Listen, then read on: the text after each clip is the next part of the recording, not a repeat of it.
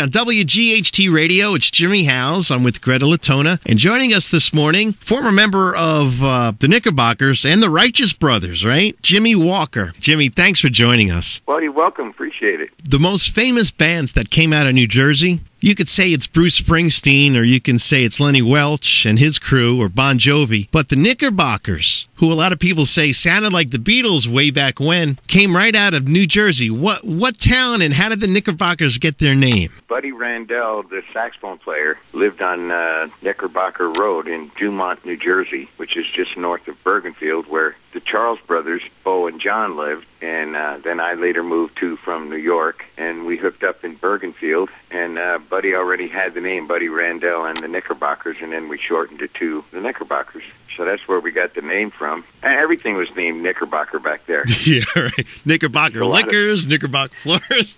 You got a basketball team, a beer, you know. Yeah. When a band first starts, a lot of times the last person to join the band is a drummer, because you have a couple of musicians and it's maybe a singer scratching to make it. But it seems like you had your chops already when the Knickerbockers got together. How did you get started in the business and end up joining the band? I was a drummer since I was like a little kid. I played in and around New York City and actually had a recording contract with Atlantic Records when I was 19. We put out one record which didn't do zilch.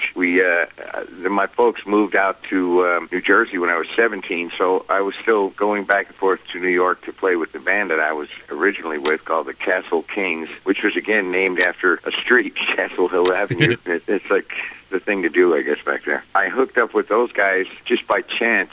Walking down a street in Bergenfield, New Jersey, I heard this band playing. I came across John and Beau and Buddy playing for a private party, and the local fire department threw a Memorial Day party. As soon as I heard their music, as soon as I heard the way they played, I thought, this is the band that I would fit perfectly with. Several weeks later, John called, asked what I was doing, and asked if I would audition for their band. I said, yeah, and went over to the house and set up my drums, and we played. And actually, at the time, my drumming skills were kind of eroded because I had been working heavy-duty construction, carpentry stuff. I hadn't played in a couple of months. But thank God their mom heard me sing, and she said, you know, this guy, he doesn't play that great, but he'll get better. You're not going to find a singer like that. So thank God their mom liked my voice, or else I never would have got hooked up with the Knickerbockers. So then after that, we just rehearsed and rehearsed and rehearsed every day for hours and hours. Waited for our agent, Jimmy Lamar, to get us a booking. And it finally came through, and we were still raw, still green. Eventually evolved through a series of gigs upstate New York, where we played 5 nights a week and rehearsed 3 days a week. That's when the Beatles came out with their first album, Meet the Beatles. Yeah. And we went ahead and learned the whole album, because that's what we did. We learned, you know, radio hits and just played them for the nightclub. We sounded like the Beatles when we wanted to. It was hilarious. You sure did. To this day, kids, when they hear that song, they think it's the Beatles. We're talking about the song Lies. That was written by Beau Charles and Buddy Randell. Later on in your career, after the Knickerbockers, your voice obviously was good enough that the Righteous Brothers came knocking to ask you to replace Bill Medley. How did that happen? Because that's one of rock and roll history's best-kept secrets, is that Jimmy Walker was a member of the Righteous Brothers. How did that come about? Well, when we went to the West Coast after being discovered by Jerry Fuller, Jerry moved us out to the West Coast, and we got a gig at a place called the Red Velvet on Sunset Boulevard. And it was kind of an old school nightclub, an area where the tourists didn't really go, and all the celebrities used to go there as a place to, you know, drink and party. And Shindig was just then starting to hit big. And the cast of Shindig, including the Righteous Brothers, used to come and hang out there. And we became the band to see, because we could mimic almost everybody that came into the club. It was kind of funny. And we did the Righteous Brothers material, along with the Beach Boys, and along with the Four Seasons, and along with the Beatles. And Brian Wilson told me one night that we sounded better than them doing them. I thought that was the greatest compliment I ever received. He very rarely came out, and he gave me that compliment, and I thought, Bill, there's one for the ages. Anyway, I met Bill and Bob, and they came in, sat in with us all the time. Bill Medley wanted to go out on his own, and he decided go do a single solo career. But Bobby didn't feel he was ready, or didn't really want to, and he knew that I could sing a lot like Bill, just naturally. I just do, and so he inquired if I would join him and be one of the Righteous Brothers. And at the time, it was a good timing because Buddy had gone off and gotten into other things, and so the band was struggling, and we lost our way. And so I decided for myself to take Bobby up on that offer, be able to expand my horizons and sing a little bit more soul music, which was really what I wanted to do. Joining us this morning, the great Jimmy Walker, drummer for the Knickerbockers and one-time member of the Righteous Brothers. Jimmy, I'd like to ask you a question about Jerry Fuller. Since you were connected with Jerry Fuller, and he represented a lot of different rock acts, a lot of different bands, some of which I think included the likes of Gary Puckett and the Union Gap, right? Oh, yeah. Did you hang with some of the big names in rock and roll history? And if you did, can you name drop and tell us about maybe some people you were on tour with and how exciting the times were? That was, a very exciting time because we met a lot of celebrities that would come through just to hang out in a place where they wouldn't get bothered by autograph seekers and people bugging them. It was sort of an off-the-beaten-path place, the Red Velvet. So that's, like I said, I met Brian Wilson there. Brian Wilson would never come out to do anything in public. He was a very reclusive guy. So to meet him and all the Beach Boys and the Seeds and the Birds and the Turtles and the Love and Spoonfull, we used to hang out down at a place called the Pancake House on Hollywood Boulevard, and the place was just cram-packed with people from that era. And then after we got the hit Lies, we signed a contract with the Dick Clark show, and we did Where the Action Is. And at that time, Hollywood was a bastion of television rock and roll shows. We, being that we lived there and had a hit record, we were regulars on Where the Action Is. We did Lloyd Thaxton Presents. We did all the local syndicated rock and roll TV shows. And, Gene Weed and... You were a definite steady regular on one of the TV shows back then, or was it that you appeared so many times? The TV show that we were regulars on was Where the Action Is. Right. And that was a Dick Clark production.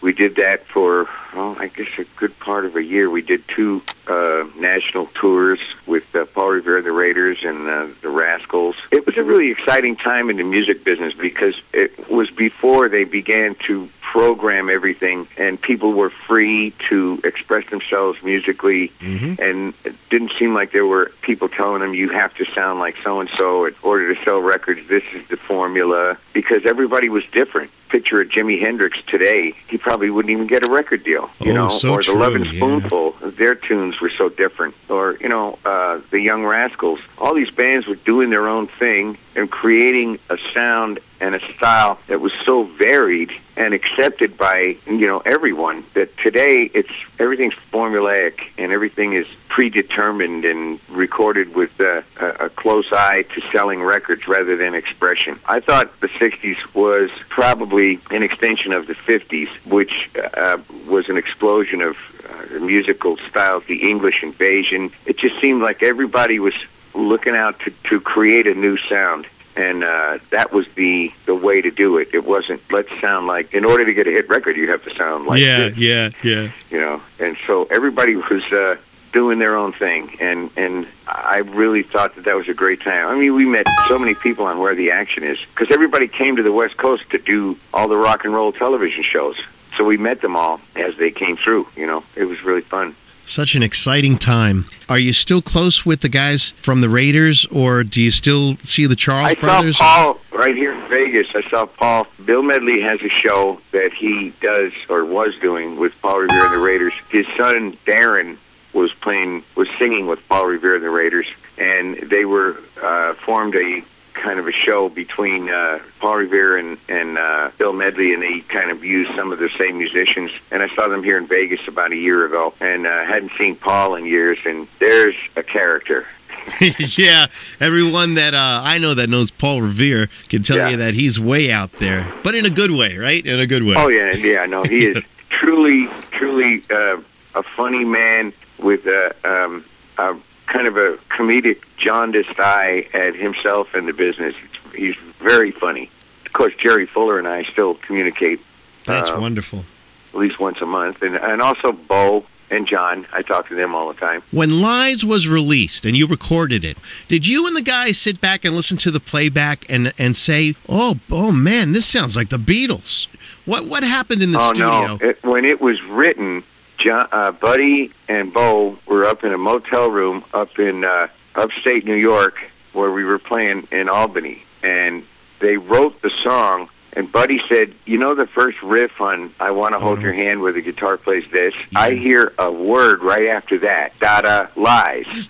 Just like that. So we knew we sounded like the Beatles. We knew we could sound like the Beatles, and we capitalized on it. They wrote that song programmed to be Beatlesque. The chord changes, the way it ran. Actually, it was more complicated when they first wrote it, and Jerry Fuller edited it, cut it down to what it became. We stacked the harmonies exactly like the Beatles did. We were not surprised. It was not hard for us. It wasn't something that we had to try to do. It was something that was very easy for us to do. When I look back at it, the band we were pretty proficient musicians, which wasn't always the case with rock and roll in those days. Yeah, so it was not real hard for us to sound like other people, and we actually went ahead and tried to sound like the Beatles. So it wasn't anything came by accident. We could do the Kinks, we could do Dave Clark 5, we could imitate them. We were like, it was almost like a fun thing to do, to mimic. That's what made us really popular in the nightclubs. So we did it, you know. It paid us a lot of money to mimic other bands. Oh, yeah. Did Brian Epstein ever give you guys a phone call and say, or maybe Lennon or McCartney or anybody call you up, say, hey, Knickerbockers, what do you think you're doing? No? No. It just floated by. I heard that they heard it, and they mentioned that it sounded like them, but they didn't really ever contact us, no. What is Jimmy Walker doing now? I have my own 5-piece band. We play local nightclubs. My wife also sits in and sings with us. It's sort of a potpourri of rock, R&B, originals. I do a lot of my own writing, and we do a lot of our own songs that are, I guess you'd say, soul, R&B, rock kind of approach. We're trying to get together with some people to help us get our original CD together. Where can our listeners or your old fans get in contact with you or look you up now? Well, I'm on MySpace, www.myspace.Jimmy Walker Profile, and that's my website. On that website is a bunch of information and my CD.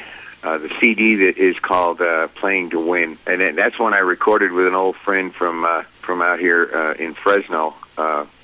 We recorded it about a year and a half ago. Well, Jimmy, when that comes out, you have to send us a copy here at WGHT Radio, and we'll put it in the station's rotation because you, my friend, are a legend out here in New Jersey. I know you're thousands of miles away now, but in the hearts of our listeners and Knickerbocker fans, you're still number one, and it's so good to catch up with you. So nice of you to say that. Oh, you're welcome, Jimmy. I really had no idea that, I haven't been back to New Jersey in many years. It's a nice place to visit. Know that there's people that still know you. Absolutely. The Knickerbockers are right there, and you were part of it. You were part of history. And thank you for joining us this morning on WGHT Radio. Rock on.